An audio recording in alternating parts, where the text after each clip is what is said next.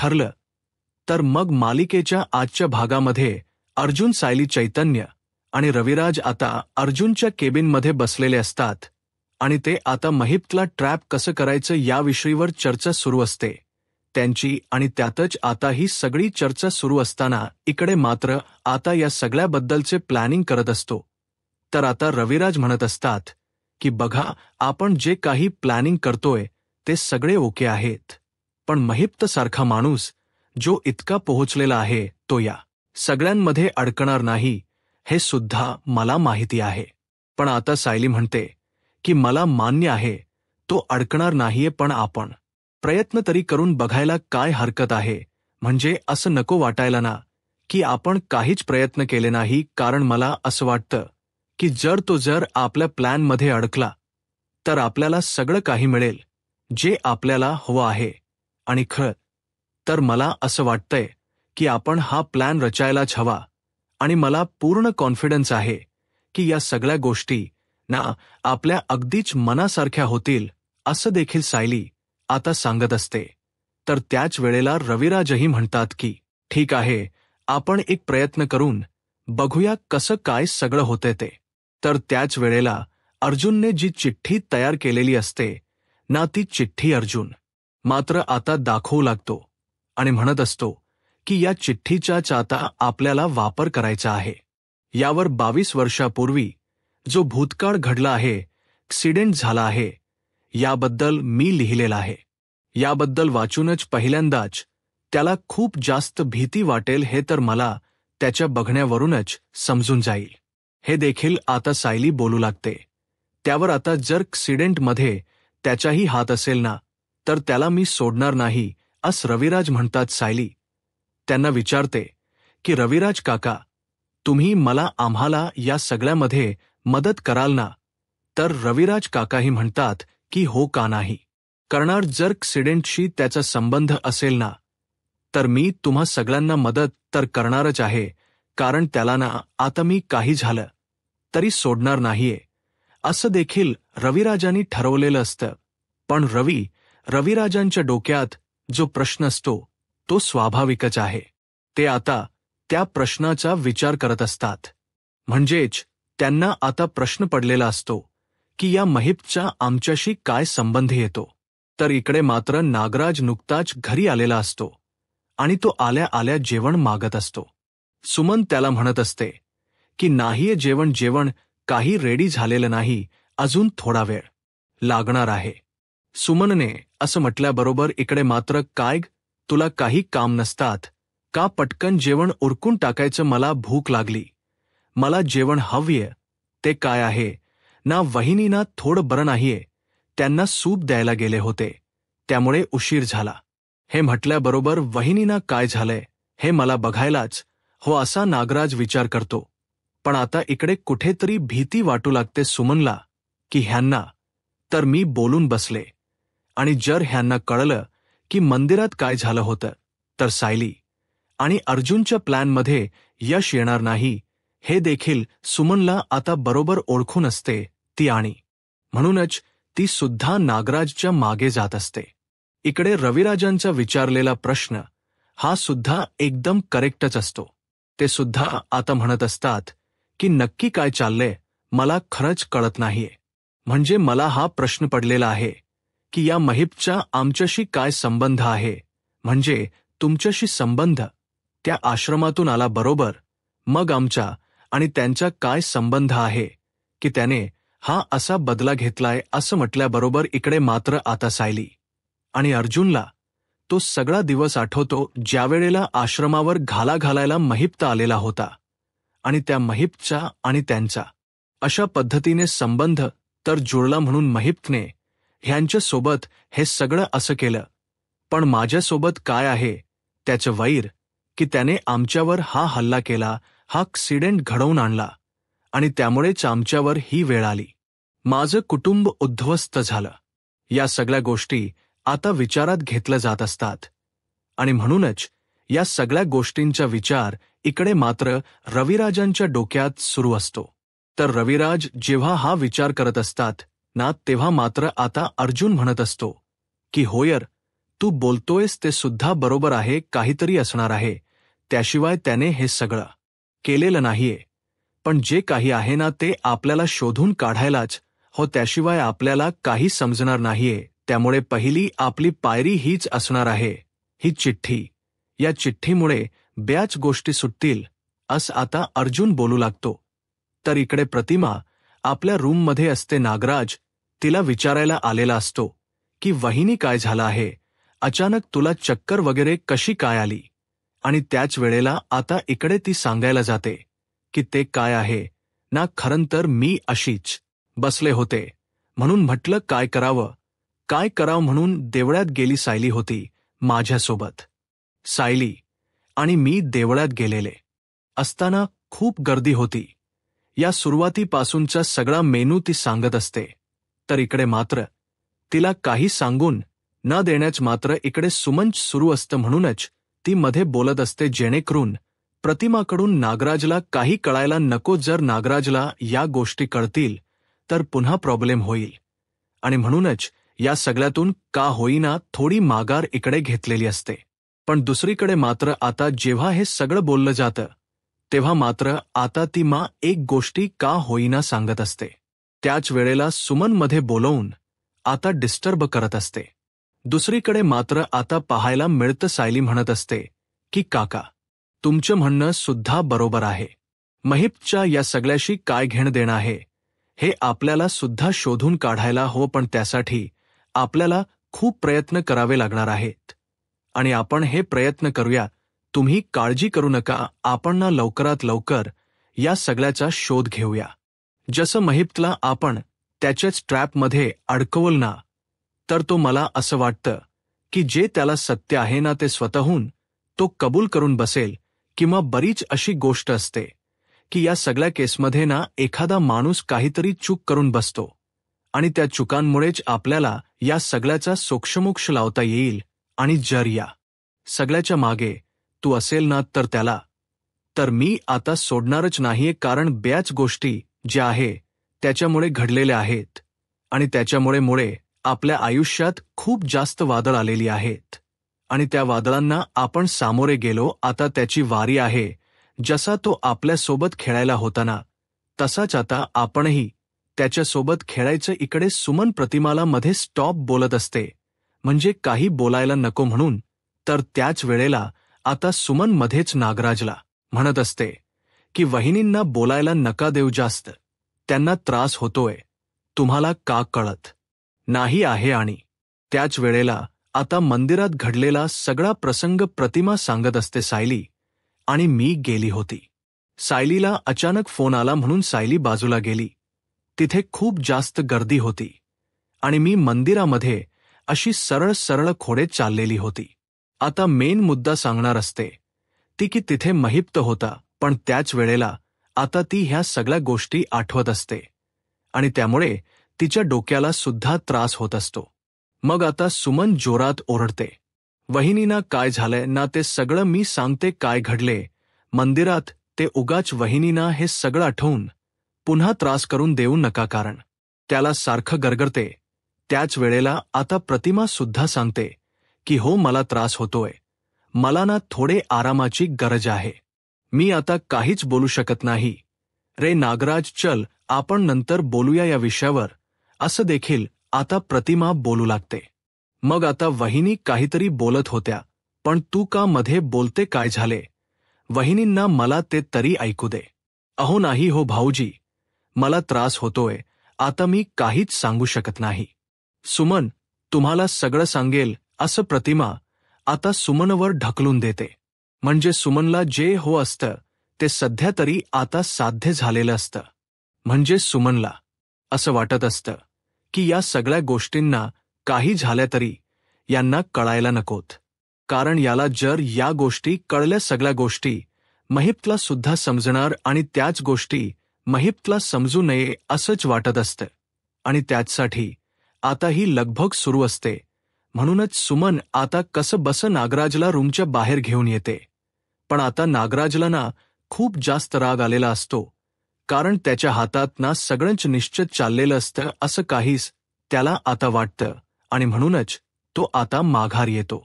दुसरीकडे सुमन जेव्हा त्याला खाली घेऊन येते ना, तेव्हा मात्र आता सुमनला नागराज खूप जास्त ओरडतो. काय ग मला वहिनी सगळं सांगत होत्या. तुला मध्ये मचमच करायची काही गरज होती का? तू सगळं मुद्दामून करत होतीस.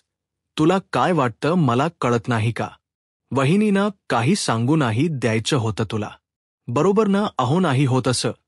त्यांना आरामाची गरज आहे.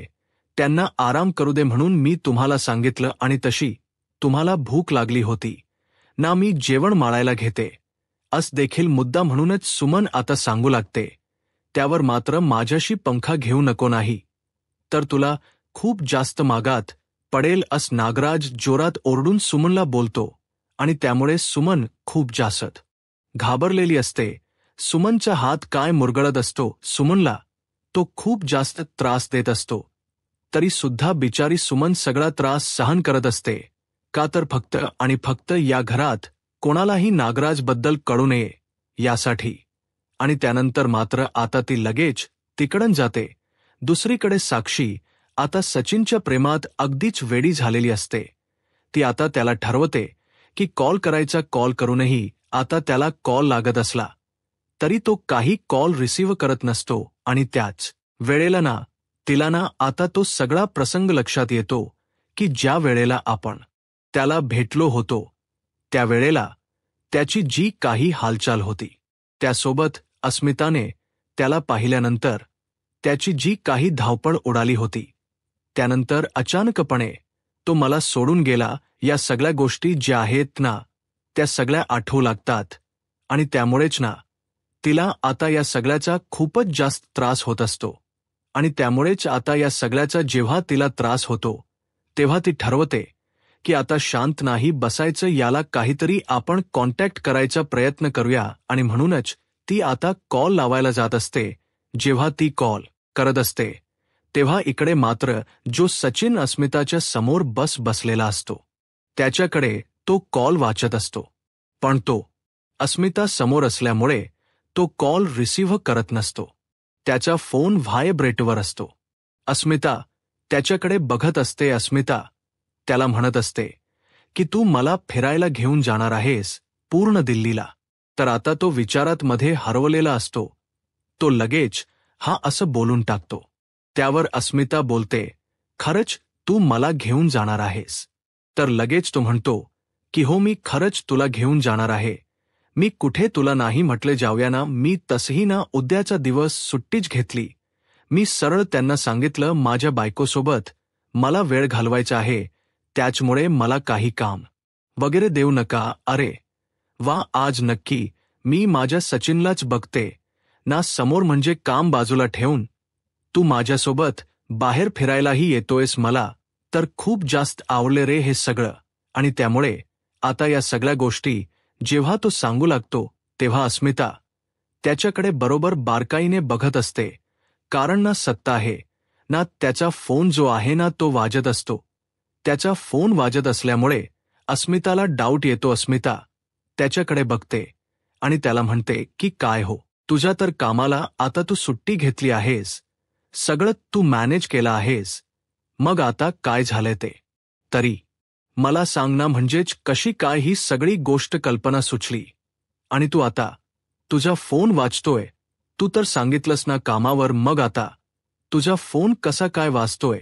त्यावर तो म्हणतो की ते काय आहे ना, बाहेरच्या लोकांना मी बाकीच्यांना सांगितलं नाहीये.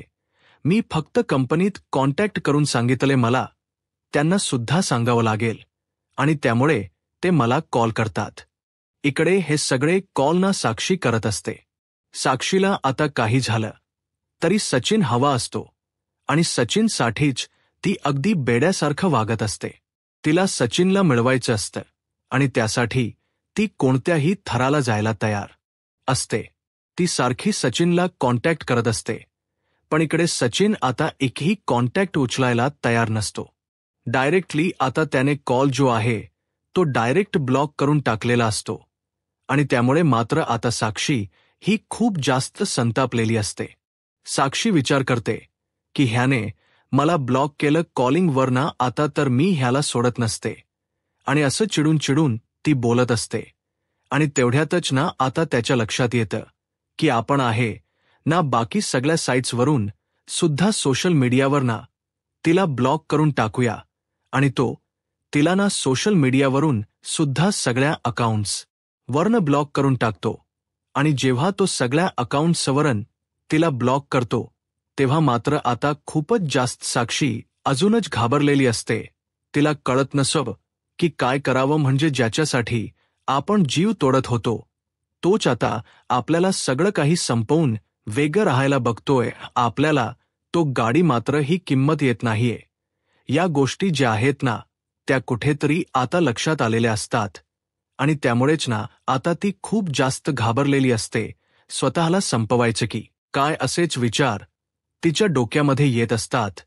कारण ज्या व्यक्तीवर आपण मनापासून प्रेम केलेलं आहे त्या व्यक्तीने अचानक आपल्याला सोडून जाणं, आणि त्यानंतर त्याने आपले कॉलही न उचलणं, त्याने आपल्याला ब्लॅकलिस्टला टाकणं, ही गोष्ट तिच्या मनाला त्रासदायक होत असते. कारण इतकी ती कोणामध्येच गुंतलेली नव्हती जेवढी ती या सचिनमध्ये गुंतलेली होती. जसे की तिने एकदा अर्जुनच्या मित्राला जसं फसवलं होतं, त्याने जशी आत्महत्या केलेली होती हिच्यामुळे, तशी आज तीच वेळ नेमकी आता साक्षीवर आलेली असते. साक्षीची वेळ ही भयानक असते. तर दुसरीकडे अर्जुन आणि सायली आता महिपच्या घरापर्यंत पोहोचलेले असतात, आणि ते आता महिपला ती चिठ्ठी देऊ पाहणार असतात, ज्याच्यामुळे महिप घाबरेल ही भीती त्यांना असते. आणि म्हणूनच आता महिपला घाबरवण्यासाठी दोघेही जण तिथे आलेले असतात, आणि अर्जुन स्वतः तिथे जाऊन त्याला ती चिठ्ठी देणार असतो, जेणेकरून आता या चिठ्ठीने आपलं काम होईल असं देखील आता त्याला वाटत असतं. आणि जेव्हा या सगळ्या गोष्टी अशा घडत असतात ना तेव्हा मात्र आता इकडे सायली म्हणत असते की आपल्याला लक्ष ठेवून राहायलाच लागणार आहे. थांबा जरा, आपण व्यवस्थित बघूया नेमकं काय होते ते, आणि असं बोलूनच ती आता इकडे तिकडे पाहत असते. आणि तेवढ्यातच ना महिप गेटवरनं बाहेर येताना दिसत असतो. महिप जो आहे त्याला अचानकपणे खरंतर ना साक्षीचा कॉल आलेला असतो. साक्षीने स्वतःला संपवायचा निर्णय घेतलेला असतो. साक्षीला आता हे सगळं काही सांगायचं असतं. आपल्या बापाला, अण्णाला ती कॉल करते आणि अण्णांना म्हणत असते की अण्णा, त्याने मला सगळ्या सोशल मीडियावरून ब्लॉक केलेला आहे. त्याने कॉलिंगवरूनही ब्लॉक केलं. मला खरंच कळत नाही, मी आता काय करू मला नाही समजत. तुम्ही लवकरात लवकर इथे या असं देखील ती आता म्हणत असते. आणि जेव्हा ती हे सगळं काही रागवून बोलत असते ना तेव्हा मात्र आता तिला महिप बोलत असतो की तू शांत हो, मी येतो, नको एवढे हे होऊ, आधीच माझ्या डोक्याला ना लय ताप आहे, आणि त्यात तू हे सगळं बोलून आहे ना, अजून टेन्शन देऊ नकोस, पोरी वैताग आलाय मला या सगळ्याचा, असं देखील आता महिप बोलत असतो. पण साक्षी भयंकर चिडलेली असते, कारण तिला कोणीतरी चीट केलेलं असतं आणि याचाच तिला खूप जास्त त्रास होत असतो.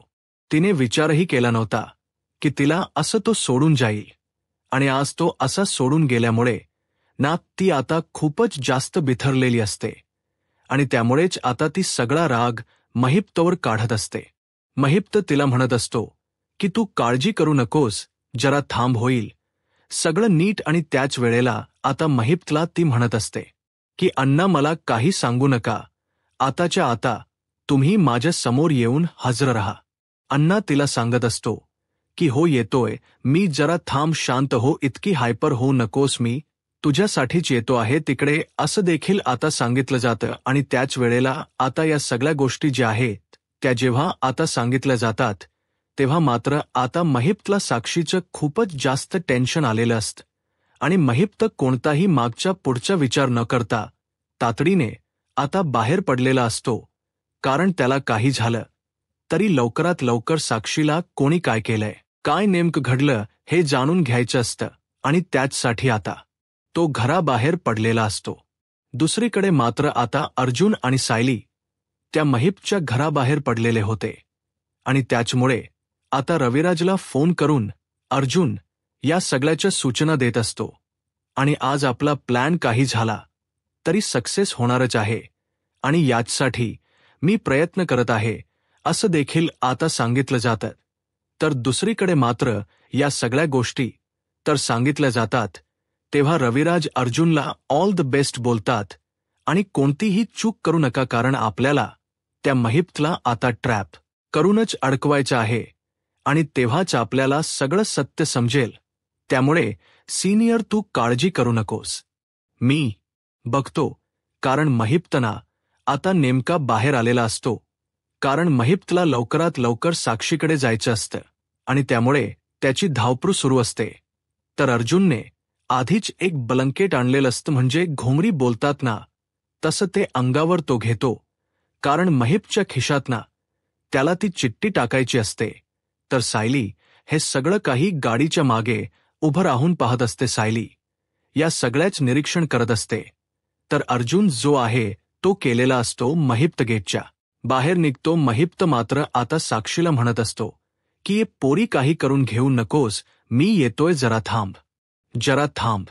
म्हटले ना मी, जरा थांब असं देखील तो आता म्हणत असतो. आणि तो कॉलिंगवर बोलण्यामध्ये इतका बिझी झालेला असतो ना की तो आजूबाजूला बघत नाही.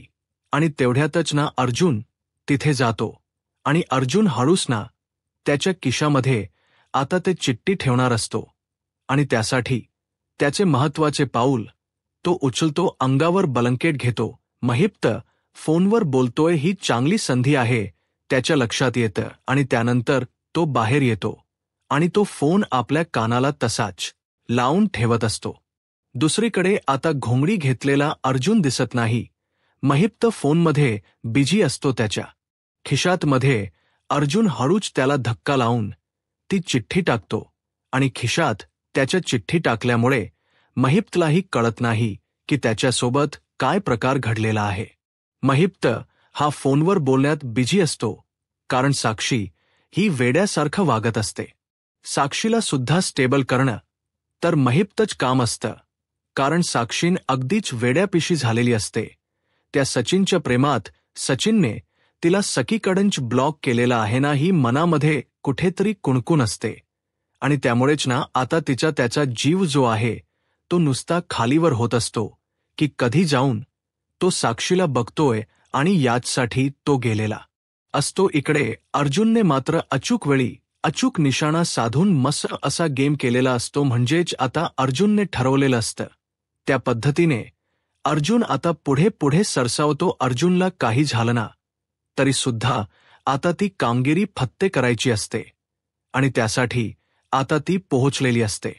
सायली गाडीच्या मागे उभं राहून हे सगळं पाहत असते आणि त्याच वेळेला आता सायलीच्या लक्षात येतं की चला आता आपला प्लॅन सक्सेस होतोय. इकडे मात्र अर्जुनने त्याच्या खिशामध्ये ती चिठ्ठी तर टाकलेली असते आणि अर्जुन पुढे निघून जातो. महिप्त आपल्या खिशात जेव्हा मोबाईल ठेवायला जातो तेव्हा महिप्तला ती चिठ्ठी हदी लागते. महिप्त विचार करतो काय आहे या चिठ्ठीत रे, म्हणूनच महिप्त ती चिठ्ठी उघडून पाहतो आणि त्या चिठ्ठीमध्ये आता लिहिलेलं असतं की 22 वर्षांपूर्वी जो अपघात झाला होता तो मला माहिती आहे. आणि हे जेव्हा आता त्याच्या लक्षात येतं या चिठ्ठीमध्ये लिहिलेलं, तेव्हा मात्र आता तो खूपच जास्त घाबरतो. त्याला कळत नसतं की आता काय करावं आणि त्यामुळेच आता तो विचार करतो की आता साक्षीकडे जाऊन उपयोग नाहीये. आपलं बोलणं कोणीतरी ऐकतं असणारे, आपल्यावर लक्ष ठेवत असणारे, त्यामुळे आपण इथून लवकरात लवकर चटकायला हवं असाच विचार ना आता डोक्यामध्ये सुरू असतो. आणि म्हणूनच तो आता मागचा पुढचा विचार न करता गाडी लॉक करतो आणि पुन्हा एकदा रूममध्ये निघून जातो. आणि जेव्हा तो पुन्हा एकदा आतमध्ये निघून जातो ना मात्र आता सायलीला समजतं की हा घाबरलेला आहे, म्हणजेच याला आता आपण जे काही धमकावलेलं आहे त्यामुळे हा पुरता घाबरून गेलेला. आणि हीच तर आपल्याला हवं होतं आणि ते आपल्याला आता शक्य झालेलं आहे. जेव्हा ती हे सगळं पाहते तेव्हा तिच्या लक्षात येतं की चला खायनली आपण ज्या गोष्टी हव्या होत्या त्या गोष्टी एकरूप केल्या आणि त्यामुळेच आपल्याला हा प्लॅन सक्सेस झाल्याचं त्याला आता जाणवू लागतं. तर दुसरीकडे मात्र आता पाहायला मिळतं हे पद लगेचच आतमध्ये जातो. इकडे तिकडे पाहतो. आता साक्षीकडे जाणं त्याला आता गरजेचं वाटत नसतं. कारण त्याला माहिती, जर तो आता साक्षीकडे गेला तर चांगलाच अडकून जाईल. साक्षीही समजेल की जिवंत आहे आणि म्हणूनच तो आता साक्षीकडे जायचं टाळतो. हे सायली आता बघत असते की जो माणूस बाहेर पडत होता तो माणूस पुन्हा एकदा आतमध्ये गेलाय आणि नक्कीच काहीतरी गडबड आहे ही गोष्ट लक्षात आलेली असते. तर दुसरीकडे मात्र आता तो लगेचच आतमे जाऊन पाणी मागवतो, कारण तो खूप जास्त घाबरलेला असतो.